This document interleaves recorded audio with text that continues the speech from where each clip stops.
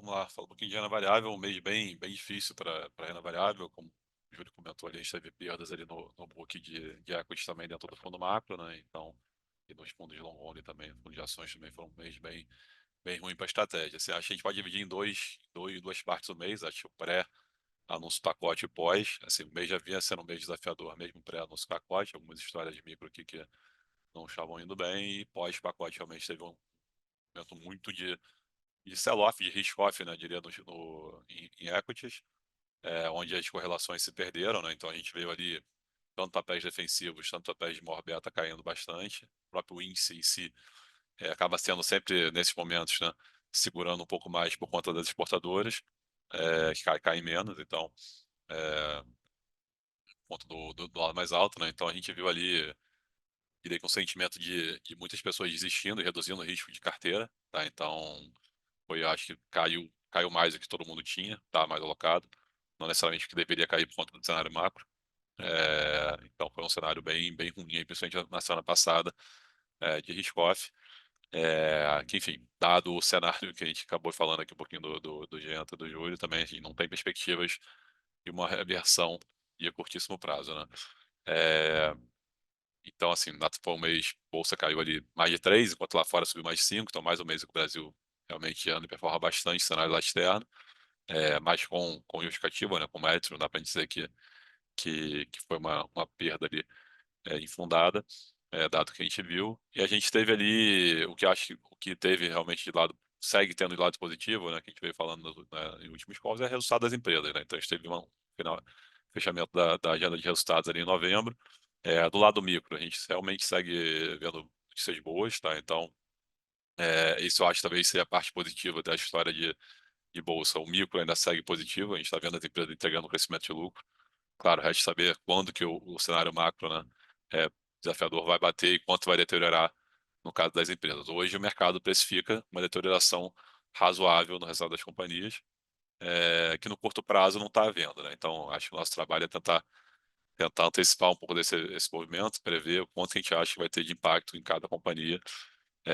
A gente vê muita empresa no portfólio hoje que a gente tem pouco alavancada, algumas diversas, inclusive até caixa líquido, então favorecem com a Selic mais alta do ponto de vista de resultado financeiro.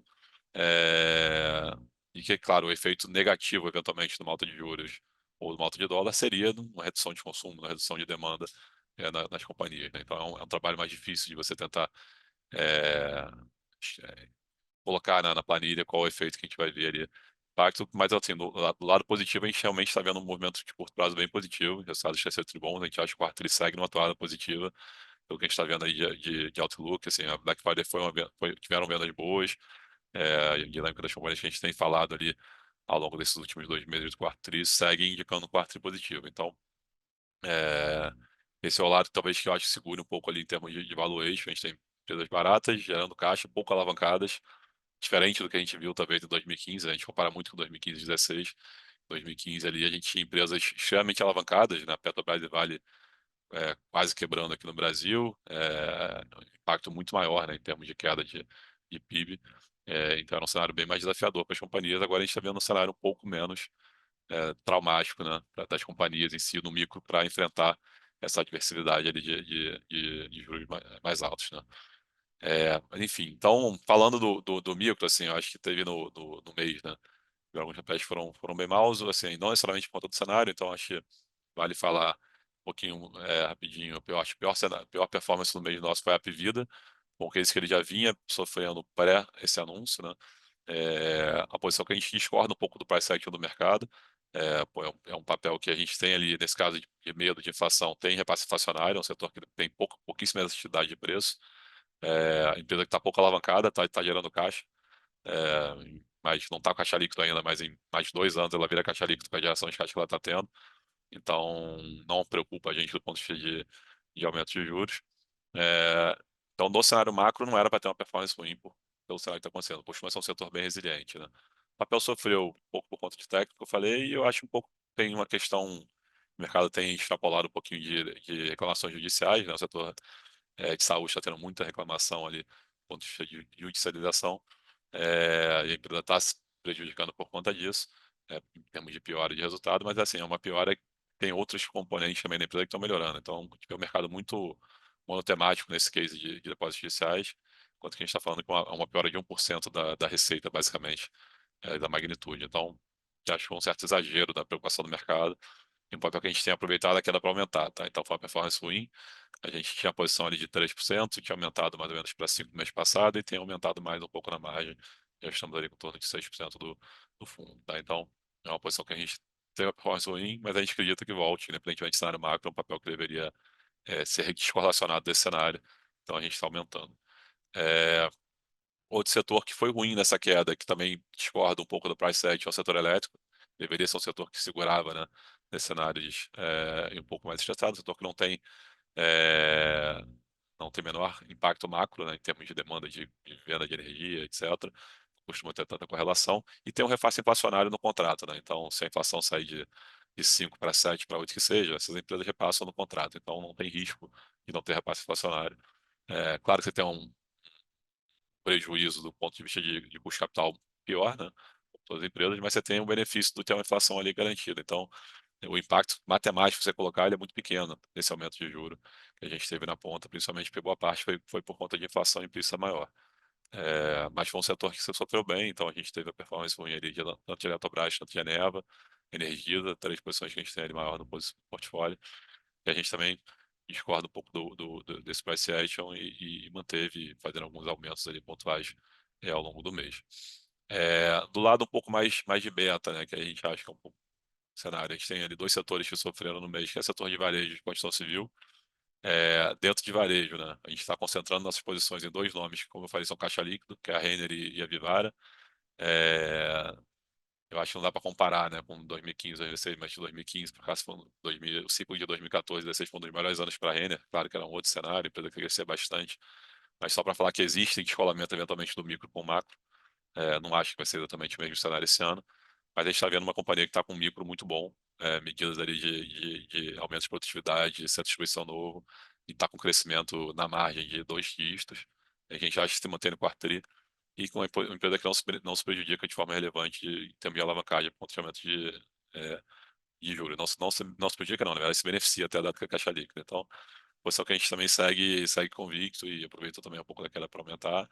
E a Vivara acho a mesma atuada, papel também pouco caixa líquido, pouca sensibilidade também a cenário macro, elasticidade realmente baixa, por conta de ser alta renda. Então, posições que a gente mantém. E do lado de construção civil, é um setor que realmente tem uma correlação muito grande com o juro. A gente tem visto já, na verdade, esse ciclo de alta de juros ele já tem alguns anos, né? A gente saiu ali de 12%, de 2%, desculpa, estamos caminhando ali para 12%, e a gente não viu ainda esse efeito se bater em termos de demanda do setor, né? A demanda segue muito forte, tanto de baixa renda, tanto de alta renda. É, vamos ver se essa alta de 12 para 14, que seja, vai ter um impacto muito relevante. Até agora a gente não viu uma alta de juros relevante, então assim, a gente entende que, claro, o principal componente que vai bater talvez é desemprego, algo que a gente não está vendo ainda no curtíssimo prazo. Então, é um micro que a gente também está vendo muito positivo ainda no curto prazo, por mais que tenha acessibilidade de juros maior.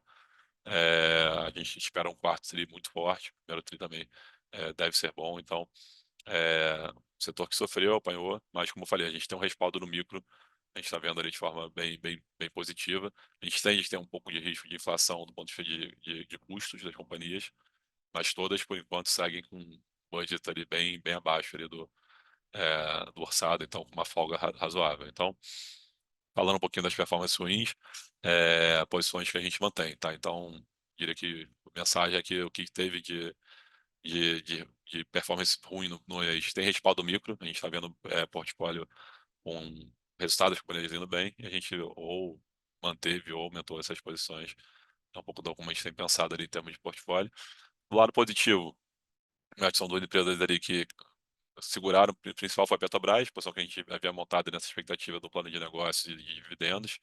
Veio uma mensagem muito positiva realmente de plano de negócio, né? Em termos de CAPEX relativamente em linha com o mercado, sob controle, sem grandes aventuras ali, né, diria, que eram dos medos. E a empresa realmente reiterando, dado esse fiscal desafiador, pagamento de dividendo, né? Não ser um pagamento extraordinário, e a gente acha que deve ter mais pagamentos de dividendos extraordinários no ano que vem, então deve ficar com um dividend yield ali entre 10% e 15% dependendo do nível de dividendo de petróleo, né, de dividendo extraordinário de petróleo. Então, ainda é um dividendo bem interessante para a Petrobras. Então, a posição que a gente mantém e acabou segurando um pouco ali no mês.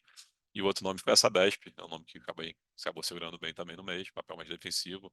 E nesse a gente não teve um pouco do que a gente viu nas outras utilities em termos de performance. É também a posição que a gente mantém no fundo, tá? Então, acho que mudanças relevantes foram pontuais. A gente acabou usando um pouco do caixa que tinha no fundo para aumentar um pouco das quedas que a gente teve. E, enfim, confiante que a gente recupera um pouco desse prejuízo ao longo dos próximos meses, tá bom?